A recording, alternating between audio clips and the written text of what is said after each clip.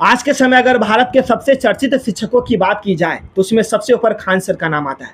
एक ऐसा शिक्षक जिसने पढ़ाई को सिर्फ अमीर बच्चों तक सीमित नहीं रहने दिया, बल्कि गांव-गांव और गरीब से गरीब छात्रों तक पहुंचाया।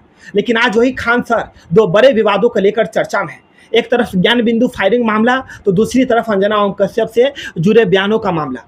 यहाँ मैं आपको बता दूं कि इन मामलों में खान सर दोषी है या नहीं, उन्हें सजा होगी या नहीं, यह पूरी तरह अदालत और जांच एजेंसियों के फैसलों पर निर्भर करती है। लेकिन एक बात यहाँ पर यह जरूर है कि खान सर की कहानी किसी फिल्मी कहानी से कम नहीं है, क्योंकि जब वह उत्तर प्रदेश से बिहार की राजधानी पटना पहुंचे थे तब बहुत कम लोग उन्हें जानते थे। उनके कोचिंग संस्थान में भी बहुत कम ही संख्या में छात्र पढ़ते थे, लेकिन उनके अंदर एक ऐसी खासियत थी जो उन्हें बाकी शिक्षकों से बहुत अलग बनाती थी। और वो खासियत थी कि जहाँ दूसरे शिक्षक किताबों की भाषा बोलते थे, तो ही खान सर छात्रों की भाषा में बात करके इतिहास हो, भूगोल हो, राजनीति हो या विज्ञान, हर विषय को वो ऐसे समझाते थे कि जैसे कोई बड़ा भाई अपने छोटे भाई को समझा रहा हो। इसलिए जब तक वह ऑफलाइन पढ़ाते थे तब तक उन्हें कुछ गिने चुने लोग ही जानते थे। लेकिन जैसे ही उन्होंने ऑनलाइन पढ़ाना शुरू किया तो उसके बाद उनकी लोकप्रियता में जो चार चांद लगा, उससे आज स्थिति यह है कि भारत के सबसे बड़े शिक्षकों में उनका नाम लिया जाता है।